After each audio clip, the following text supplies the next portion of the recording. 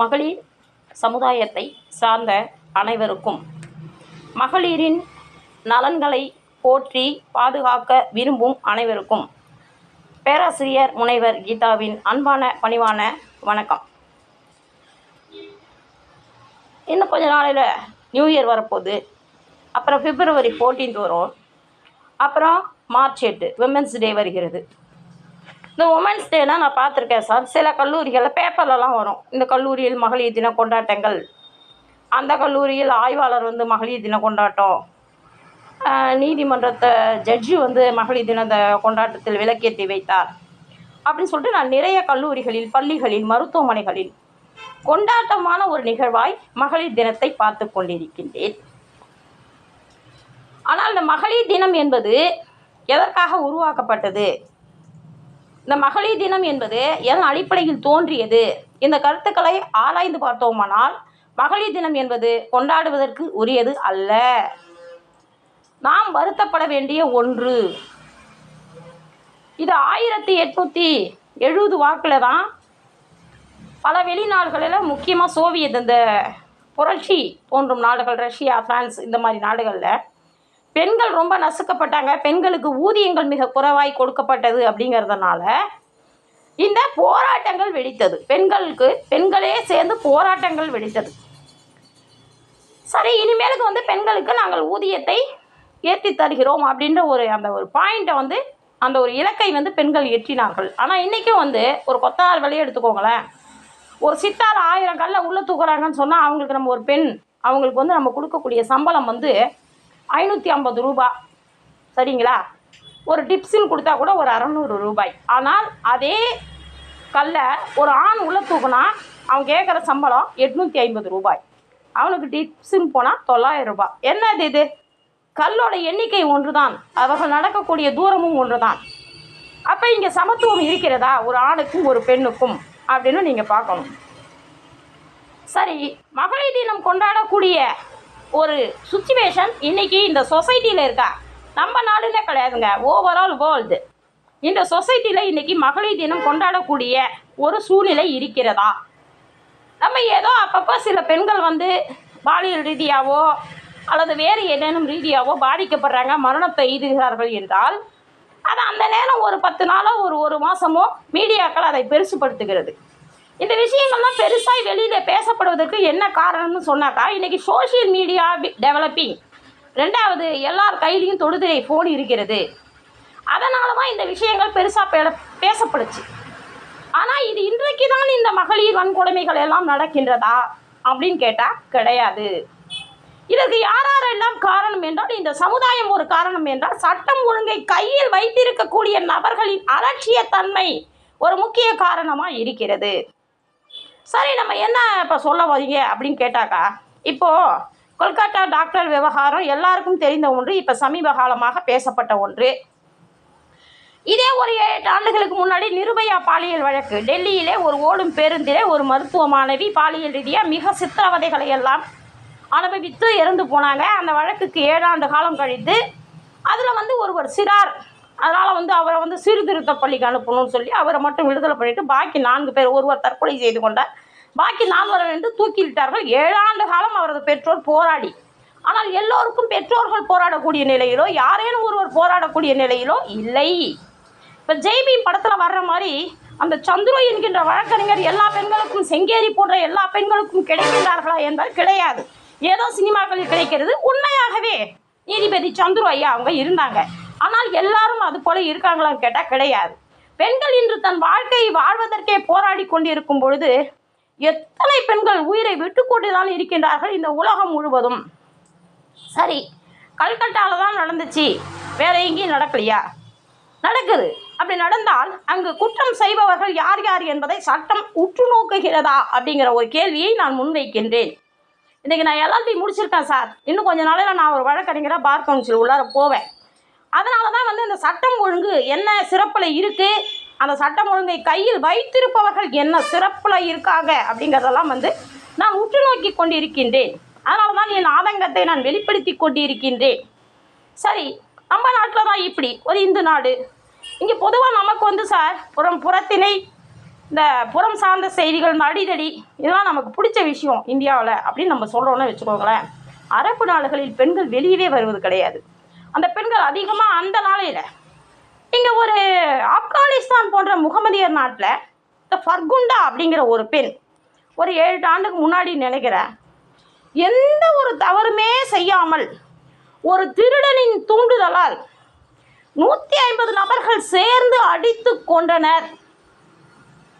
சரி, எல்லாரும் தன்னுடைய செல்ஃபோனில் வீடியோ எடுத்தாங்களே தவிர யாருமே போய் தடுக்கல சார். உண்மை என்னன்னு விசாரிங்க. சரி, தப்பே செஞ்சுருக்கட்டுமே அந்த பெண், ஏன் இவங்களை இப்படி தாக்குறீங்க, நமக்கு என்ன அதிகாரம் இருக்குது, அவங்கள பிடிச்சி யார்ட்டாவது ஒப்படைச்சி விசாரிப்போம் அப்படின்னு சொல்லி யாருமே நினைக்கிறேங்க. அந்த பெண்ணை 150 பேர் சேர்ந்து தாக்கி ஒரு பெண்ணை கொலை செஞ்சாங்க சார். அதில் சட்டம் என்ன தெரியுமா பண்ணாங்க, முக்கிய குற்றவாளிகளாக 4 பேரை தேர்ந்தெடுத்தாங்க. ஒருத்தன் அந்த குற்றத்தை தூண்டி வீத்தவன், முதல் அந்த ஒரு வியாபாரி, தாயத்து வியாபாரி. 2வது அந்த பெண்ணை பலமாக ஒருத்தன் மட்டும் தாக்கி இருக்கிறான், சவுக்கு கட்டையால் தலை உடஞ்சிருச்சு, அது உயிர் போகிறதுக்கு ஒரு காரணம் அவன். அடுத்தது 3வது அந்த காரை அந்த பெண் மேலே ஏற்றி ஒருத்தன் கொலை செஞ்சான் அவன். 4வது அந்த பெண்ணை தூக்கி ஆற்றில் வீசி அந்த பெண்ணின் தலையில் பெரிய பாறாங்களை தூக்கி அவள் முகத்தில் போட்டு அவற்றை கொண்டான். இந்த 4 பேர் தான் குற்றவாளி அப்படின்னு சொல்லி பாக்கி ஒரு 10 பேர்கிட்ட ஏதாவது தண்டனை கொடுத்து பாக்கி ஒரு 120 பேர்கிட்ட அந்த கேஸ்லேருந்து வெளியே வந்துட்டாங்க. அப்போ நான் கேட்குறேன், அந்த பெண்ணின் ஃபர்தாவை கிழிச்சவங்க எத்தனை பேர்? ஒரு முகமதிய பெண்ணிற்கு ஒரு ஃபர்தாவை கிழிக்கிறதுங்கிறது ஒரு சின்ன தவறா? அந்த மதத்தின் அடிப்படையில் நான் கேட்கின்றேன். அந்த ஃபர்தாவை கிழிச்சவங்களுக்கு அந்த பெண்ணை மண்ணெண்ணெய் ஊட்டி கொளுத்தியவங்க யாருன்னு யாருக்காவது தெரியுமா? அவங்களும் தப்பிச்சிட்டாங்க சார் அந்த கேஸ்லேருந்து. எங்க சட்டம் ஒழுங்கு இருக்குது? சரி, இப்போ தான் இப்படி இருக்குதா? இப்போ அறிவியல் டெவலப் ஆகிடுச்சு, பெண்கள் வந்து அதிகமாக படிக்கிறோன்ற பேரில் நம்மலாம் வெளியில் போகிறோம், அதனால் நம்ம ஆபத்துகளை சந்திக்கிறோம் அப்படின்னு நீங்கள் நினைக்கிறீங்களான்னு கேட்டால் அதுதான் கிடையாது. ஆண்டாண்டு காலமாக இந்த பெண்களுக்கு இது போன்ற பிரச்சனைகள் இருந்துக்கிட்டு தான் சார் இருந்திருக்கு. கரெக்டாக சொல்ல போகணுன்னா ஒரு 28-29 வருஷத்துக்கு முன்னாடி நம்ம கேரளாவில் ஒரு சிஸ்டர் கொலை செய்யப்பட்டாங்க. அபயான்னு நினைக்கிறேன் அவங்க பேர். அதாவது ஒரு கள்ளக்காதலை அவங்க நேரடியாக பார்த்துட்டாங்க. அவங்க எதுவுமே அதுக்கு ஒரு அப்ஜெக்ட் பண்ணலை, எதுவுமே சொல்லலை. தான் அந்த விஷயத்தை பார்க்காத மாதிரி அவங்க உள்ளே போய்கிட்டாங்க. இது ஒரு கிறித்துவம் சார்ந்த ஒரு கொலை. ஒரு கிறித்துவ பாதிரிமாரும் ஒரு பெண் பாதிரியாரும் ஒன்றாக இருந்ததை அந்த பெண் பார்த்தாங்கிறதுக்காக ஒரு இளம்பெண், 19 வயது இளம்பெண் கோடாரியால் வெட்டி கொலை செய்யப்பட்டு கிணற்றில் தூக்கி வீசப்பட்டார். அந்த வழக்கு 28 ஆண்டு காலம் நீதிமன்றத்திலே நடந்து, ஆனால் உண்மை நிரூபிக்கப்பட்டது. எதனால் நிரூபிக்கப்பட்டது? ஒரு சில காவல் அதிகாரிகளின் போராட்டத்தால். 2வது அந்த வழக்கில் சாட்சியாக நின்ற ஒரு பிச்சைக்காரன், அவர் பேர் வந்து அடக்காராஜு. அந்த பிச்சைக்காரனின் சாட்சி கடைசி வரை மாறல சார். அந்த பிச்சைக்காரனோட சாட்சியை மாற்றணும்னு அவன் மேலே 40க்கும் மேற்பட்ட பொய் வழக்குகளை போட்டாங்க. ஆனால் அவர் ஒரு அந்த உயிருக்கு நான் துரோகம் செய்ய மாட்டேன்னு சொல்லி கடைசி வரைக்கும் அந்த அடக்காராஜு கடைசி வரைக்கும் கோர்ட்டில் நின்று போராடி, அவரும் 28 ஆண்டு காலமாய் இந்த போலீஸோட நெருக்கடி, அடிதடி, கஷ்டம் எல்லாத்தையும் தாண்டி அவரும் இந்த வழக்கு வெற்றி அடைவதற்கு ஒரு முக்கிய காரணம். அபயா சிஸ்டருக்கு 28 ஆண்டுகள் கழித்து ஒரு வெற்றி கிடச்சிது. நியாயம்லாம் கிடைக்கல, அந்த பொண்ணு இறந்துட்டாங்களே. அப்படி பார்த்தா இவங்க 2 பேரையும் தூக்கிலெல்லாம் போடணும், அதெல்லாம் கிடையாது. இரட்டை ஆயுள் தண்டனை ஏதோ ஒன்று தான் அறிவித்தாங்க. சரி, இது முடியுது. நம்ம இந்தியாவில் தான் இப்படி இருக்குதுன்னு பார்த்தா சார், அறிவியலையும் தொழில்துறையிலும் ரொம்ப வளர்ச்சி அடைஞ்ச நாடு அப்படின்னு சொல்லுவாங்க ஜப்பான். அந்த ஜப்பானில் டோக்கியோவில் கரெக்டாக சொல்ல போனீங்கன்னா 46 ஆண்டுகளுக்கு முன்னால் ஜுன்கோ ஃப்ரூட்டா அப்படிங்கிற ஒரு பெண் கொலை செய்யப்பட்டாங்க. அவங்க இந்த ஆப்கானிஸ்தானில் கொலை செய்யப்பட்ட ஃபர்குண்டாவை விட மிக மோசமான நிலையில் கொலை செய்யப்பட்டார். சொல்லப்போனால் அந்த பெண் அனுபவித்த அந்த சித்திரவதை இருக்குது பார்த்தீங்களா, அது வந்து ரெக்கார்டு பிரேக்கிங்னு சொல்கிறாங்க சார். ஜுன்கோ ஃப்ரூட்டா மிக அழகான பெண். அவள் வந்து ஒரு ஆணின் காதலை ஏற்றுக்கொள்ளவில்லை என்பதற்காகவே அந்த பெண் 100 நபர்களால் பாலியல் துன்புறுத்தப்பட்டு, அந்த வந்து எதுக்காக ரெக்கார்டு பிரேக் கொடுத்துருக்காங்கன்னா சார், 44 நாட்கள் அந்த பெண்ணை வந்து பாலியல் ரீதியாக துன்புறுத்தினது இல்லாமல் மனித கழிவுகளை அந்த பெண்ணை கட்டாயப்படுத்தி உட்கொள்ள செய்து அந்த பெண்ணின் கால்களை சுடு கொதித்த எண்ணெயில் விட்டு பொறிச்சு எடுத்திருக்காங்க, கண்ணை நோண்டி எடுத்திருக்காங்க, இமைகளை பொசுக்கியிருக்காங்க. அந்த பெண்ணை என்னை கொன்னுடுங்கன்னு கேட்குற அளவுக்கு அந்த பெண்ணை சித்திரவதை செய்து காங்கிரீட்டுக்குள்ளார ஊற்றி புதைச்சாங்க. ஏதோ ஒரு கட்டத்தில் அவங்க தாயாரெலாம் போய் ஒரு வழக்கு பதிவு, யாருமே இந்த கேஸை கண்டுக்கல சார். எப்படி நிர்பயா வழக்கில் அந்த பஸ்ஸை வந்து முன்னாடியே அந்த காவல்துறை கண்டுக்கலையோ, அதே போல் தான் இந்த ஜுன்கோ ஃப்ரூட்டா அப்படிங்கிற அந்த ஒரு வழக்குலையும் அந்த கொலகாரனா வேற ஒரு இடத்துல வேற ஒரு பெண்ணை கொலை பண்ணி அந்த விசாரணையில் மாட்டும்பொழுது நாங்கள் ஏற்கனவே இப்படி ஒரு பொண்ணை ஜுன்கா ஃப்ரூட்டோவை நாங்கள் தான் கொலை பண்ணோன்னு அவனாக ஒத்துக்கிட்டு அவனாக வாக்குமூலம் கொடுத்து தொட்டு அந்த கேஸை போலீஸ் கண்டுபிடிச்சது. இல்லாட்டி அந்த பொண்ணு இழுத்துட்டு போனாங்கன்னு அந்த ஒரு பேரோடு தான் போயிருக்கும். அப்போ இந்த உலகத்தில் பரவலாக பெண்கள் அது ஆப்கானிஸ்தான் ஆகட்டும், அது டெல்லி ஆகட்டும், அது கொல்கட்டாவாகட்டும், அது ஜப்பான் ஆகட்டும், டோக்கியோவாக இருக்கட்டும், எங்கேயுமே சட்டம் ஒழுங்கு சரியில்லை. இன்னைக்கு தப்பு செஞ்சால் நாளைக்கு மரண தண்டனை, சரியான ஆதாரங்கள் இருந்தால் மரண தண்டனை அப்படிங்கிற பெண்கள் ரீதியான அந்த வழக்குகளில் எல்லாம் முக்கியத்துவம் கொடுக்க வேண்டும். நான் இந்த தமிழகத்தின் சட்டத்துறை அமைச்சர் ரகுபதி அவர்களுக்கும், திராவிட மாடல் அரசின் தலைவர் என்று சொல்லக்கூடிய முதல்வர் ஸ்டாலின் அண்ணன் அவர்களுக்கும், அவரது மகன் உதயநிதி அவர்களுக்கும் ஒரு வேண்டுகோள் வைக்கின்றேன். பெண்ணினத்தின் சார்பாக வரும் மார்ச் 8க்குள்ளார இந்த தகவலை முதல்வர் அவர்களின் காதிற்கு பரப்பும் வரை இந்த விஷயத்தை நீங்கள் பரப்புங்கள். இந்த விவோஸ் அவர்களே, பெண்களுக்கு எதிரான வழக்குகள் தமிழகத்தில் எவ்வளவு நிலுவையில் இருக்கிறதோ அவ்வளவு வழக்குகளும் உடனடியாக தண்டனை அறிவிக்கப்பட வேண்டும். பெண்களுக்கு எதிராக இருக்கும் எத்தனை வழக்குகளையும் அத்தனை வழக்குகளையும் முடிக்கும்படி மத்திய அரசிற்கு, இந்திய கவர்மெண்டிற்கு, ஒன்றிய அரசிற்கு தமிழக அரசு நெருக்கம் கொடுக்க வேண்டும். இந்த விஷயம் வந்து ஒரு பெரிய விஷயமாக வெடிக்கணும்.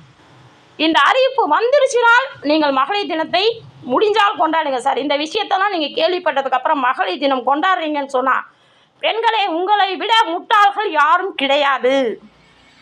மங்கையராய் பிறப்பதற்கே நல்ல மாதவம் செய்திட வேண்டுமா என்ற காலம் சென்று மங்கையராய் பிறப்பதற்கே கருவில் இருக்கும் குழந்தை கூட அஞ்சக்கூடிய காலம் வந்துவிட்டது. மகளிரே,